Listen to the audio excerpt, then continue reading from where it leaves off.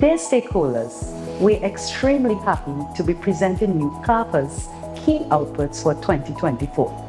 CARPA, as the CARICOM institution mandated by heads of government with a responsibility for public health, is a unique integrated public health agency specially designed to develop Caribbean-tailored intervention to address the region's unique situation of 26 politically diverse small island development states, small, under-resourced populations of varying levels of surveillance, lab and response capabilities, interconnected porous borders, countries with high dependence on tourism and high vulnerability to natural disasters and climate change, high rates of NCDs, unemployment and poverty, an aging population, and an increasing crime and violence situation. This combination of factors significantly increases the region's risk to public health threats and require robust regional integrated surveillance, early warning and response systems, enhanced lab systems and workforce capacities, as well as strong multi-sectoral, multi-agency partnerships, data sharing and coordination to adequately address the wide array of public health threats. In this regard, in 2024, we endeavored to deliver Caribbean-tailored outputs in a timely manner, working in a more integrated, consultative and coordinated manner to meet our member states' needs. We aim to continue and strengthen this approach in 2025. Some agency highlights include regional health coordination of the 2024 ICC Men's T20 Cricket World Cup mass gatherings in the Caribbean and in the US, implementing CARPA's novel digital mass gathering surveillance system, capacity building, risk assessments, lab supplies, technical support, and the production of 34 regional reports and 204 country surveillance reports within 1 month. The acquisition and initiation of CARPA's $60 million pandemic fund grant, including the convening of the inaugural Regional Pandemic Fund stakeholder workshops with 120 persons from member states and partner agencies. This grant is facilitating crucial surveillance laboratory and workforce development work at CARPA and member states, and will change and enhance CARPA's public health performance and remit in the region. Timely multi-sectoral response to health emergencies such as beryl, mpox, measles, acute gastroenteritis, and regional surges in arboviral and respiratory and travel-related outbreaks and alerts through laboratory and surveillance and other technical supports, watch and briefs, prevention and control, and coordination.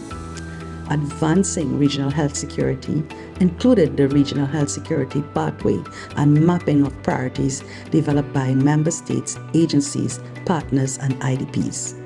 Strengthen partnerships, network, and trust via meetings and dialogue with ministers and permanent secretaries of health, chief medical officers, CARICOM, the regional security clusters, WHO, PAHO, UK HSA, CDC, and many others.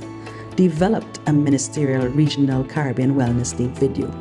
Successful government meetings such as Executive Board, Expanded TAC, COSAD, as well as the CMO's meeting and the 69th Health Research Conference. Advanced PAHO-CARPA collaborations included the development of a draft working group document, acquisition of the UK Fleming Grant for antimicrobial resistance, and an extension of the EU and World Bank grants. Extensive capacity building for member states in laboratory surveillance such as CDs, NCDs, vector-borne, travelers' health, CDI, environmental health, medicine quality and mortality, as well as food safety, emergency and response, One Health, FELTUP, shipping of infectious diseases, ICD-coded M&E, food and nutrition.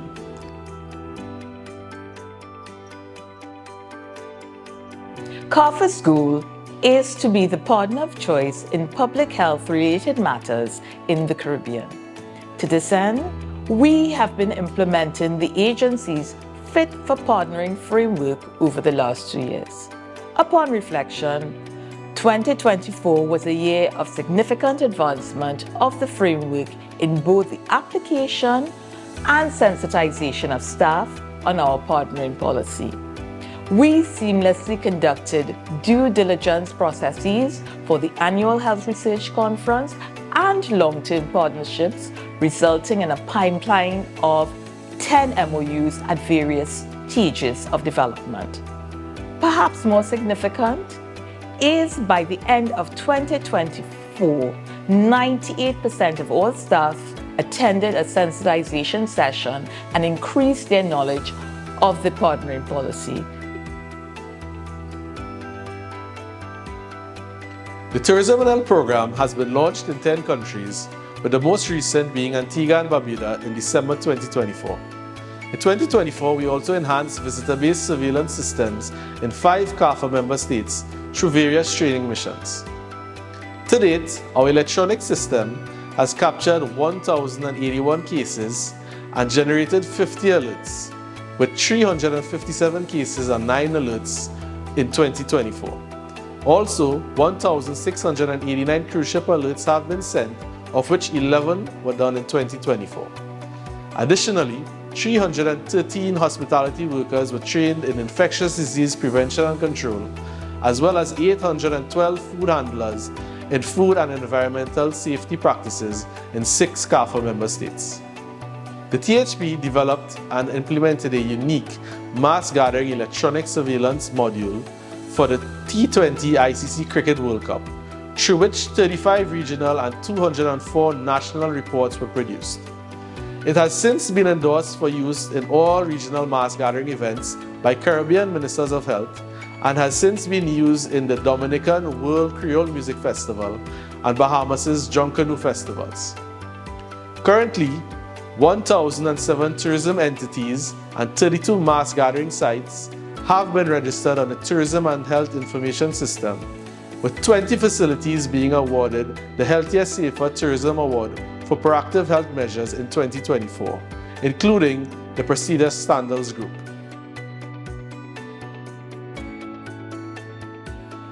CARPHA's Project Execution Unit, launched in March 2024, marks the first Caribbean-approved pandemic fund. During the June T20 Cricket World Cup, CARPHA created a mass gathering sentinel surveillance system to monitor pandemic potential threats in 6 CARPHA member states. This resulted in the production of 204 country and 34 regional health security reports and 7 aggregated reports with papers produced for publication. An August regional stakeholder consultation workshop followed, comprising 92 persons from 19 CARPHA member states, including 7 agency reps, 3 permanent secretaries, and 10 chief medical officers. Stakeholder implementation consensus, priorities, capacities, and areas of collaboration to achieve the pandemic fund objectives were agreed to. The laboratory acquisition of suppliers for 12 MolBio workstations and Mpox diagnostics were achieved. We also conducted an IATA infectious disease shipping train-the-trainer workshop benefiting 18 participants from 14 CARPHA member states. The 717 workshop attended by 5 CARPHA member states and CARPHA staff, and the now published One Health workshop, which saw over 75 participants from 10 CARPHA member states and 13 agencies.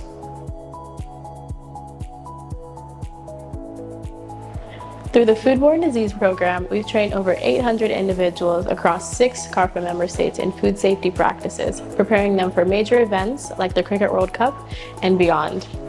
Our recent One Health multidisciplinary workshop to promote integrated surveillance for foodborne diseases and zoonoses was a major milestone for regional collaboration, with over 75 participants from 10 CARPHA member states and 13 regional and international agencies to advance the integrated One Health approach to foodborne disease surveillance, zoonoses, and food safety.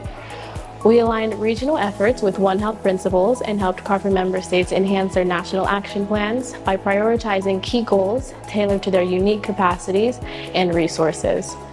The workshop also strengthened interagency collaboration, building frameworks to improve animal and environmental health. In 2025, we are ramping up our services to work with our partners to better serve our member states in a timely, well-coordinated manner to advance health, safety, and security in the region.